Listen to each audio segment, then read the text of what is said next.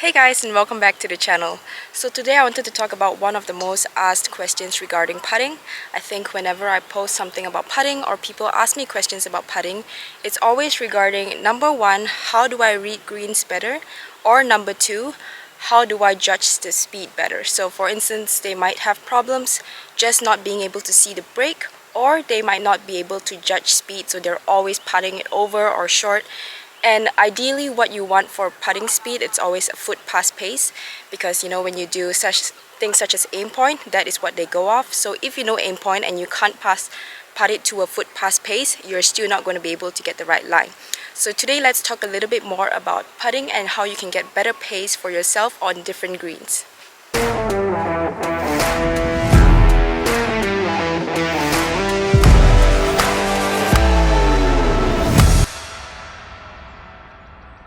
Alright, so the first thing I want you guys to understand is the reason why I associate these two is because they are very much interrelated.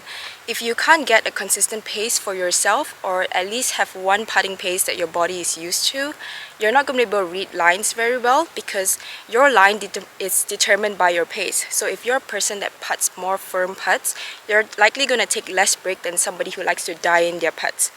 So for me, I grew up playing golf on pretty slow greens. So I grew up playing in like maybe 7, 8 speeds.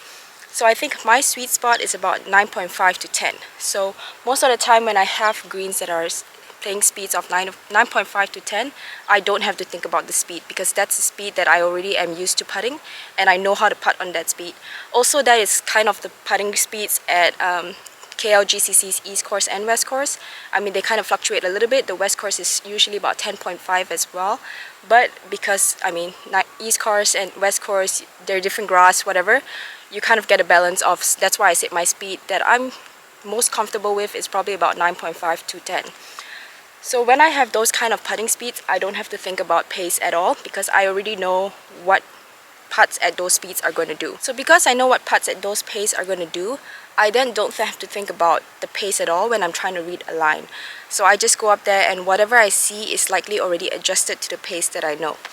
So because of that, obviously on greens at that speed, it's easier for me to read greens, and then after that I just have to look at things such as grain or green conditions, such as whether they have holotine the greens, or if they're faster than usual, blah blah blah. But however, I already have a base for the pace as well as the line. So the first thing I'm going to need you guys to do is be able to determine what is your putting pace. What is your ideal putting pace?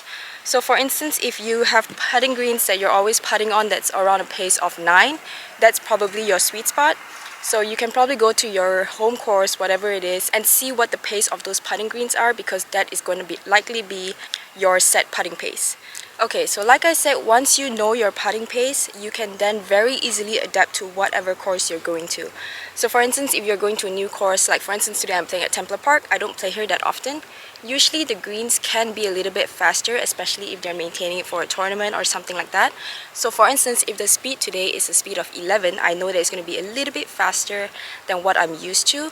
So what that could possibly mean is I'm going to be putting a little bit softer. So when I'm putting a little bit softer, for me it doesn't help me to think, okay, these greens today are going to be really fast, so I'm going to try and putt it softer. Most of the time what happens, in my opinion, is that you end up leaving a lot of putts short. So what I'm going to give you guys today is how I think about trying to putt it softer. And like I said, first you need to know what is your putting pace, and then you can adjust based on my concept right here. Okay, so this is not actually a putting green. I'm doing this video here because look at that. So yeah, I'm just going to tell you guys what the concept is, and then you can apply it to your shots. Okay, so like you can see here, we may have maybe like a 20 footer. So like what I was saying just now, if this was KLGCC, I would just be looking at the line that I'm going to hit it at, because I already know and have adjusted to the pace. So because like I said, okay, these greens are not going to be faster. I don't know if you can tell, they're pretty bumpy. But on the course, like I said, this is a chipping green as well, not a putting green. So I'm assuming that the course is going to be a little bit faster. So instead of telling myself to putt it softer, this is what I will be doing.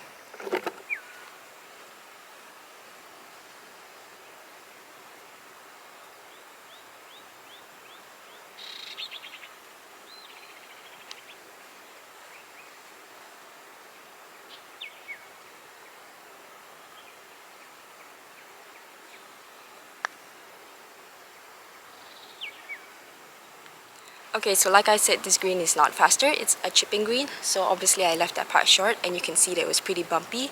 But I think you can kind of tell what I'm trying to apply here, which is basically choosing a point to act as the hole. So if the greens are faster than what you're used to, you pick a point short of the hole, and if the greens are slower than what you're used to, then you pick a point past the hole. So on this one, let's try to pick a point past the hole, since it is not actually a good representation of what the greens here are looking like, but they are going to be a bit slower. So let's give an example of what that looks like.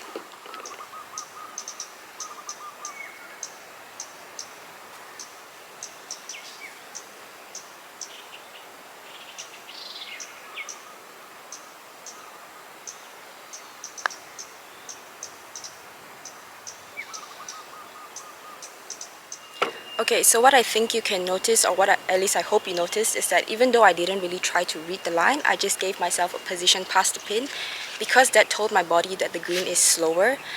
It actually helped me take a better line. Even though I still left that short, I didn't actually think about the line at all, but naturally my body knew, okay, this is a slow green, it's going to be less, there's going to be less break. So yeah, I was actually right on line, I was just a little bit short.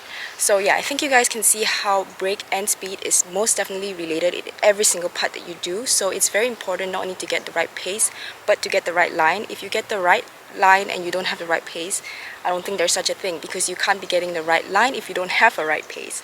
So that is another tip for green reading. If you are putting on slower greens, they're going to break less, and if you're putting on faster greens, you're going to break more, because you are putting softer. When you're putting softer, the putt is going to take more of the break, and therefore you're going to have to take more break. Okay, so I hope that part is clear. I think it's a pretty simple concept. Basically, all you're trying to do is use a bit of your imagination and visualize the hole in different locations based on the speed. Like I said, the only thing that you need to know is what your speed is, and obviously when you play in different courses, you need to know the speed of the greens at those courses as well. If you're not able to, I think once you putt enough, you're kind of gonna be able to judge what the speed is, if it's faster or slower than your normal speed. So I hope that part is clear. So now let me explain about the why. So why I think this is like a better way to judge speed, rather than just telling yourself to hit it harder if it's a slower green and hit it softer if it's a faster green. So the main reason why is, I think I need to ask you guys as well, how often has it been that you've seen an uphill putt and you're like, okay, this is uphill, I need to putt this harder, and you end up blowing it by? So I think telling ourselves to putt something harder or softer and not being specific enough is not beneficial, because your body doesn't know what putting it harder means. Most of the time when you think that, in your brain you're thinking, okay, I don't want to leave this short. So what happens is then you putt it harder, but you putt it way too hard. Or you have a downhill putt and you completely like baby it and end up not even hitting the putt or committing to the putt, because you're just focusing on hitting it softer than what your body is used to. Another way that you can do it is actually tell yourself. So instead, if you have an 18-footer, you can tell yourself, I'm gonna putt a 15-footer here. That is something that if it helps you, and if it's something that you prefer, that's something you can do as well. But it's the same concept. Basically, you're trying to give yourself a better idea without giving yourself vague information. Personally, I've never putted well if I've told myself to putt it harder or putt it softer on this one. You always end up, jamming your putts because you're trying to putt it too hard, or you just end up babying your putts. So the whole idea behind this is basically to give your body a visual cue to react to. Or if you can't visualize and you're really bad at like imagination, you can just give yourself an audible cue. Like I said just now, tell yourself the distance that you want to putt it.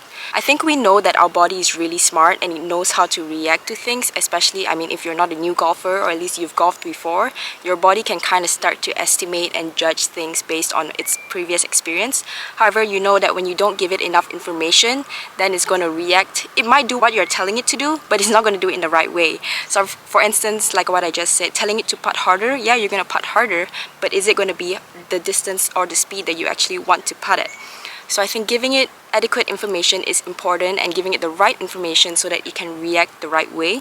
And I think the easiest way to do that is by visual cues, or like I said, audible cues if that's what you need. So I hope this helps you guys maybe get better pace on the greens, be able to judge distance better, and in turn I think you will start seeing that your line reading is going to get better as well. So let me know how it goes. Thanks for watching, and don't forget to subscribe to my channel for more Golf with Jen.